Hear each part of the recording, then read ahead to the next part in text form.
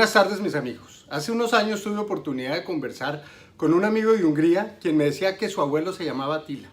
Pregunté horrorizado, ¿cómo se les ocurre ponerle así a un niño chiquito, considerando que Attila era un monstruo que asoló Europa y de quien se decía que la hierba no volvía a crecer donde quiera que posaba la planta de su pie? Mi amigo se sonrió y me dijo, esa es la percepción que tienen los europeos occidentales y que probablemente exportaron a Sudamérica y ustedes creen eso. Pero la realidad es que Attila, rey de los hunos, en Hungría es un héroe y su memoria es perpetuada por generaciones en miles de niños magiares que llevan su nombre aún hoy. Probablemente en esas lejanas tierras el nombre de los emperadores romanos, de Carlomagno o de Napoleón, es considerado ofensivo y políticamente incorrecto. En mi juventud fui un gran lector. Leí muchísimo de historia, sobre todo historia de Colombia, Estados Unidos y Europa, principalmente Inglaterra, Francia y España. Si algo aprendí en mis lecturas es que cada quien da su versión de la historia de acuerdo a cómo le va en ella, y diferentes versiones coexisten. Esto está llegando a su fin. Hoy la proliferación de las redes sociales y los medios audiovisuales, la coexistencia de diferentes versiones de los hechos está acabándose. Y dicho sea de paso, el registro de los hechos es cada vez más riguroso, ya que los medios audiovisuales dan un sólido soporte a los registros meramente escritos.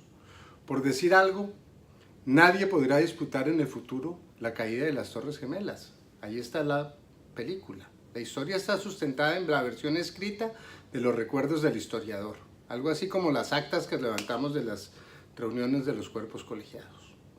Es tan evidente que en la época de la Guerra Fría vimos cine americano y cine soviético que mostraban los mismos hechos desde diferentes perspectivas, y al ver las películas parecían dos historias diferentes a pesar de referirse al mismo hecho histórico. Se conoce como prehistoria el periodo de la humanidad anterior a los documentos escritos. La historia comienza cuando la escritura aparece. Ahora que el medio escrito está siendo desplazado por los medios audiovisuales, yo me atrevo a hablar del fin de la historia y la llegada de la posthistoria. De un tiempo para acá en Colombia y el mundo se ha vuelto usual la frase de estar en el lado correcto de la historia, y personajes como Churchill y otros hablaban de que la historia la escriben los vencedores. Lamento decirles que en los tiempos de la posthistoria eso cambiará. El recuento de los hechos va a estar tan bien documentado y registrado que habrá poco margen para apreciaciones particulares sobre cómo ocurrieron los hechos. La posthistoria no tiene un lado correcto, son hechos escuetos e irrefutables. Cada quien habla de la feria como le va en ella, dice el adagio popular. Lo mismo pasa con la posthistoria. Vencedores y vencidos darán su opinión, versión y juicio de valor particular sobre los hechos registrados, pero no harán un recuento de los hechos como los recuerdas, sino como son. El recuento de los recuerdos es como funciona la historia. La posthistoria es el recuento de los hechos irrefutables. Esto es cada vez más cierto, si además consideramos los grandes avances de la inteligencia artificial que junto con la Big Data darán elementos de mayor precisión a los registros que harán parte de la posthistoria. Las apreciaciones subjetivas de cada quien sobre los hechos serán válidas en ejercicio del sagrado derecho a la opinión, pero los hechos mismos serán cada día más irrefutables. Ya lo vimos en Colombia con los lamentables episodios de Gustavo Petro y el fiscal Bermeo y los fajos de billetes.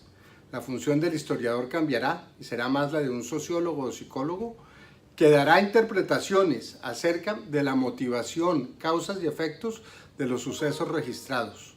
Los juicios de valor serán sobre la justificación, perjuicios y beneficios de los hechos y no sobre los hechos mismos como ha sido a la luz de la historia. En lo sucesivo es crítico que actores de la posthistoria, como gobernantes, líderes religiosos, líderes sociales, artistas y personajes públicos en general, documenten las razones que los llevan a actuar para que después el posthistoriador y la opinión pública puedan formarse un verdadero criterio acerca de lo acertado o no de sus acciones y emitir el juicio de valor sobre sus actos. A diferencia de la historia, la posthistoria no se ocupará de registrar los hechos como memorias, sino se ocupará de asignarles su valor y beneficio para la sociedad en general. Esa es la diferencia. La función del personaje posthistórico más que nunca será la de ofrecer valor a la sociedad y la función del posthistoriador será la de verificar y cuantificar el valor aportado, si es que lo hay. Muchas gracias y nos vemos pronto.